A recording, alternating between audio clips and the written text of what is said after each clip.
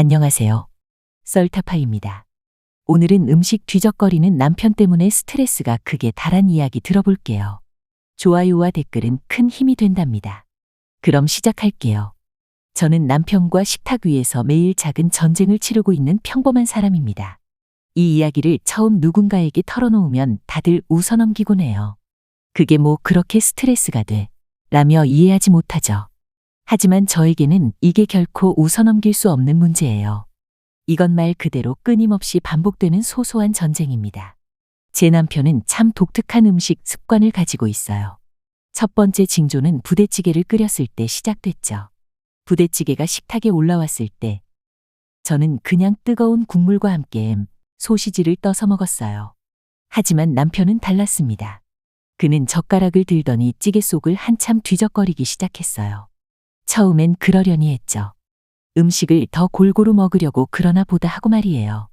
그런데 시간이 지나면서 남편의 행동이 단순한 골고루 먹기가 아니라는 걸 깨달았어요. 남편은 부대찌개 안에서 더 맛있는 부분을 찾는 겁니다.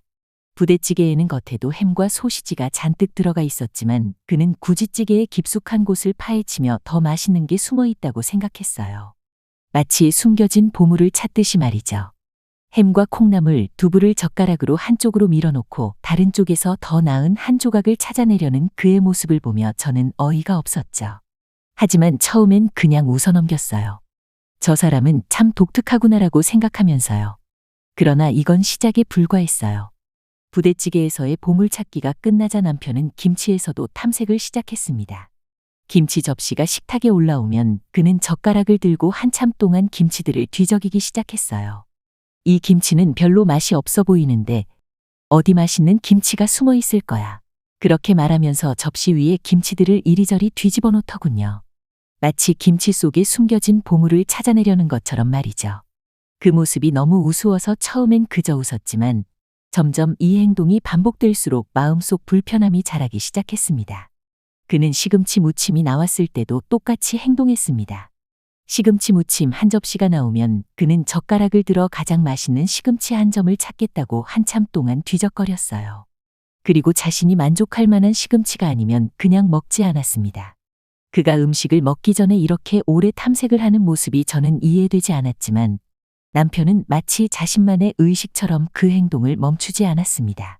처음에는 그냥 웃어넘기려 했어요. 남편이 음식에 대해 좀 유별난 걸로 보였으니까요. 그냥 특이한 취향인가 보다 하고 생각하려고 했습니다. 하지만 시간이 지나면서 그의 그 습관이 점점 더 신경 쓰이기 시작했죠. 특히 그가 사용하는 젓가락이 침이 잔뜩 묻은 새 젓가락이 아니라는 점이 점점 더 저를 불편하게 만들었습니다.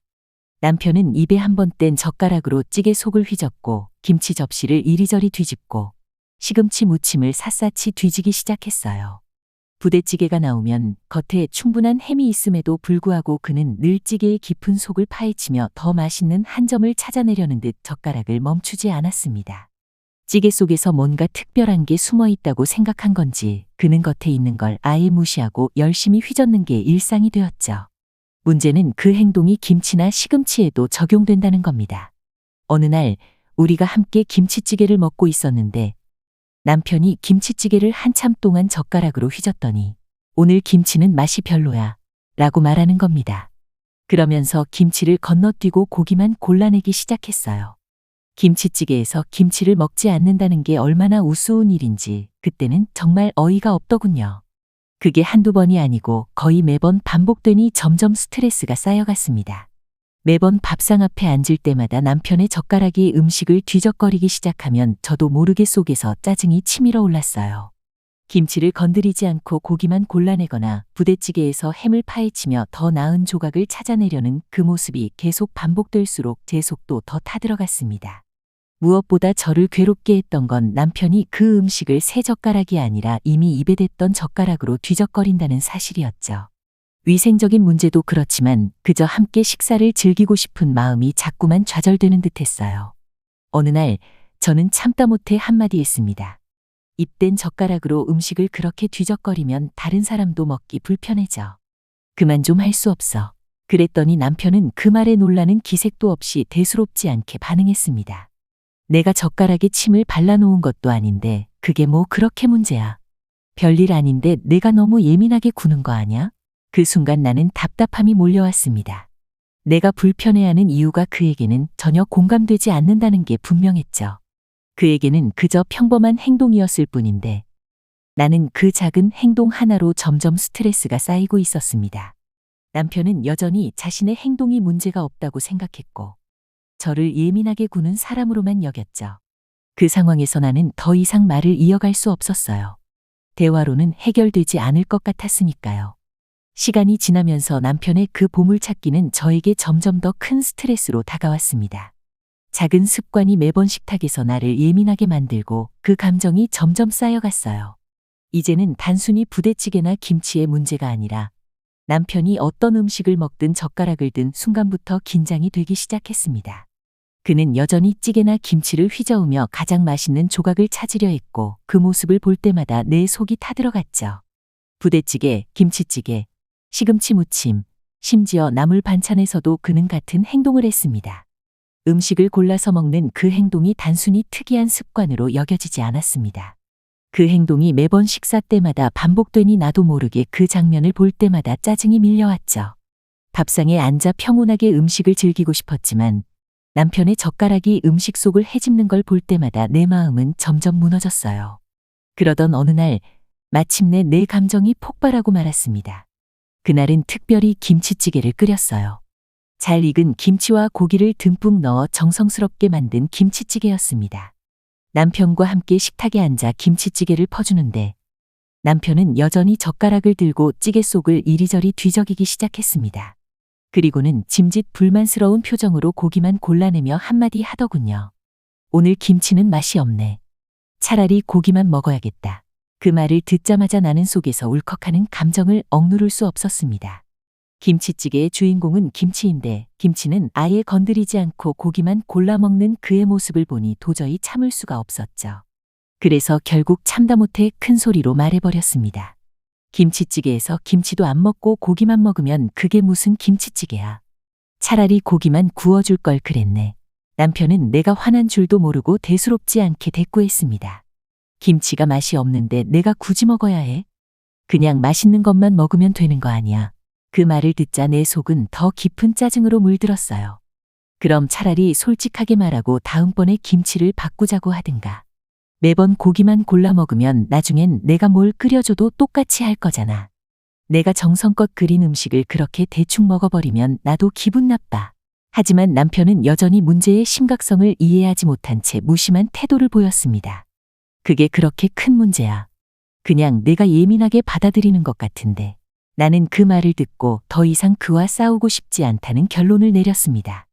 그의 습관이 나를 지치게 만들고 대화로는 풀리지 않는 이 상황 속에서 나 혼자만 힘들어하는 것 같다는 생각이 들었죠.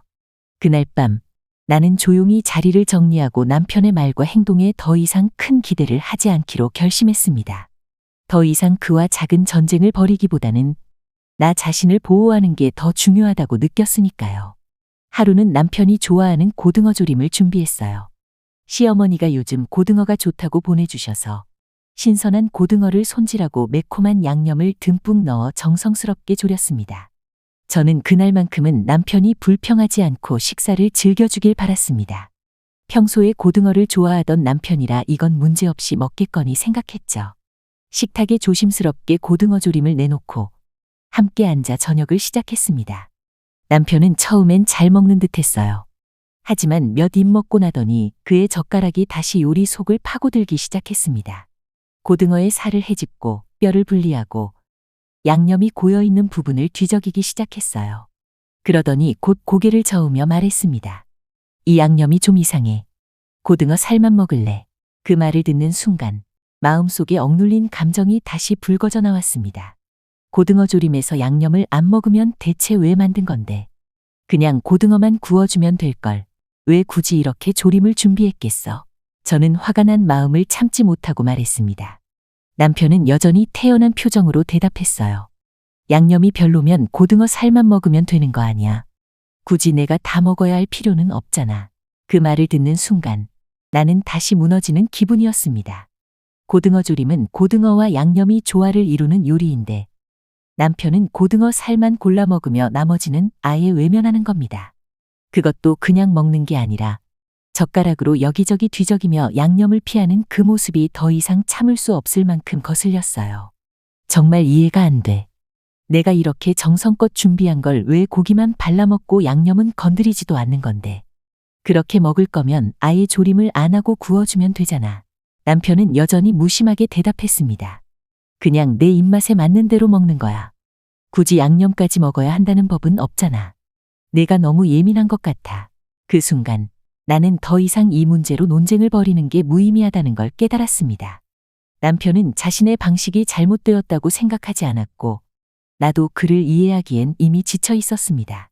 고등어 조림은 어느새 양념이 흩어지고 고등어 살만 덩그러니 남아 있었고 그 모습을 바라보는 내 마음도 그와 함께 무너져 내리는 듯했죠. 저는 조용히 식사를 마치고 자리에서 일어났습니다. 더 이상 말다툼을 이어가는 것도 지쳤고 남편의 행동이 변하지 않을 거라는 사실도 받아들여야 했습니다. 우리 사이의 작은 갈등은 이렇게 끝없이 반복되고 있었습니다. 이야기는 이것으로 끝입니다. 남편과의 이 문제 어쩌면 좋을까요? 오늘도 끝까지 시청해 주셔서 대단히 감사합니다.